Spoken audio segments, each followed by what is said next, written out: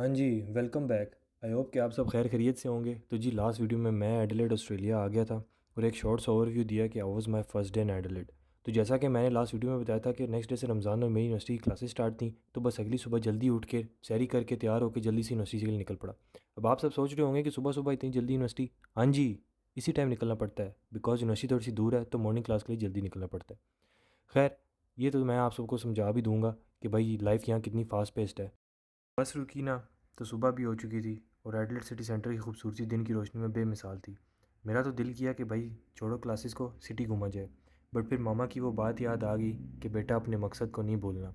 तो जी अच्छे बच्चों की तरह सीधा यूनिवर्सिटी गया। हाँ, रास्ता तो यूनिवर्सिटी का भी बहुत खूबसूरत था। अब ये लो, गोरे भी मनते मांगते हैं।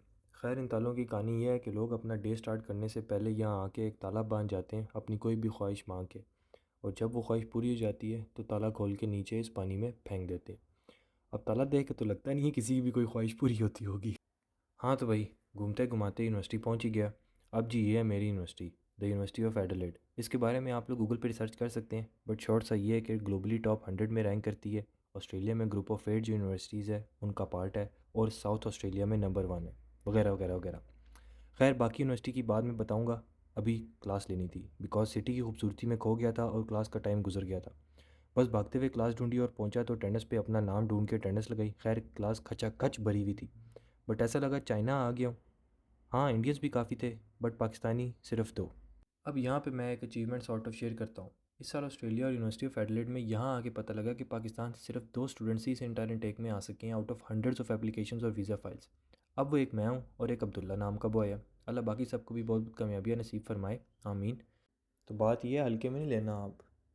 खैर, मुझे अब ढूंढना था जिम, क्योंकि जिम बहुत ज़रूरी है। जिम भी फिट था, $30 मंथली प्लान वाला सीन ओके करके निकला है यूनिवर्सिटी से। अब जी चलते चलते रोज़े के साथ प्यास भी लग रही है, गर्मी भी, और मेरी हालत बिल्कुल ऐसे ही इन मछलियों की तरह थी, बिल्कुल सूखी। खैर भाई, इधर ज़िंदगी तो बस ना कबूतरों की है। ना कोई तंग करता है, ना कोई पंगे लेता है, बल्कि राइट्स हैं इनके यहाँ पे। पाकिस्तान में होते तो ये 2-3 हज़ार के जुए पे उड़ रहे होते।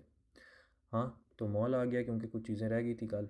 अब जी यहाँ पे चीज़ें मैं लेता हूँ कोल से। कोल्स एक आप कह लो पाकिस्तान में मेट्रो टाइप है। हर चीज़ ग्रोसरी एटसेट्रा हो जाती है और बहुत अच्छी प्राइस पे। खैर, चीज़ों की प्राइसिंग का मैं फिर कभी बताऊँगा। तो बाकी सीन ये है कि सारा कुछ यहाँ से ईज़िली मिल जाता है। हाँ, तो वहाँ से फ्री होके थक चुका था और बस वापस मेट्रो में बैठा और घर आ गया। यहाँ ना 2 मिनट के लिए रुको, एक पार्ट हो गया था, वो सुनाता हूँ। तो भाइयों और उनकी बहनों, सीन ये हुआ कि मैं अपना बैग, जिसमें मेरा लैपटॉप, पासपोर्ट, कैश और डिटेल्ड डॉक्यूमेंट्स सारे, वो सब मेट्रो बस में पिछले दिन भूल के घर आ गया था। समझ रहे हो ज़िंदगी के साथ कितना बड़ा रिस्क है? हाँ, कर सकते हो ऐसा? नए मुल्क में जाके जहाँ एक बंदे को भी नहीं जानता, वहाँ अपनी कुल असामी, अपनी सारी आइडेंटिटी घुमा बैठो। भाई फुल पैक हो गई थी कि अब क्या करूँ। बट फिर उस अल्लाह को याद किया कि जो इतने लोगों में से निकाल के यहाँ तक ले आया और आगे भी साथ नहीं छोड़ेगा। और साथ ही पाकिस्तान में अपनी मामा को और उनकी दुआओं पे तो पूरा यकीन था ना कि कुछ नहीं होगा बुरा, इंशाल्लाह। तो जी अब सीन ये हुआ कि मैंने कॉल मिलाई इधर ये बस सर्विस वालों को और बताया कि भाई ये पार्ट हो गया। और उन्होंने कहा कि कंप्लेन रिपोर्ट फाइल करें, फॉर्म फिल करें, एक्सेट्रा एक्सेट्रा, और जो लवाजमात उनके होते हैं। मैंने जल्दी जल्दी से ये सब किया और सारी डिटेल विद टाइम लिखी, क्योंकि भाई यहाँ टाइम के साथ ना हर चीज़ बंधी हुई चलती है। तो जी ये सब कर के ना मुझे अब पिछली रात को नींद ही नहीं आए। मतलब कि मैं अब किसे बताऊँ कि भाई क्या करूँ, क्या हो गया, ये हो गया। बट खैर, अल्लाह से दुआ करता रहा और यही तसल्ली दी कि अल्लाह और मामा की दुआएं ना साथ हैं। खैर, सुबह हुई तो 10 बजे मुझे कॉल आ गई कि भाई आप लोग यकीन नहीं कर सकते कि जैसे मुझे एक नई लाइफ मिली है। बट साथ आपस की बात मुझे ये तसल्ली थी कि मिल जाएगा, क्योंकि ये ऑस्ट्रेलिया एडिलेड है, पाकिस्तान नहीं है। तो जी भाई सीधा उनके कलेक्शन डिपो पे गया, बैग लिया, सारा सामान पूरा किया और बस घर आके हर चीज़ लॉकर में रख के बस ये पक्का कर लिया कि अब साथ कुछ भी नहीं रखना। बिकॉज़ यहाँ पासपोर्ट नहीं तो बाय, अल्लाह हाफिज़।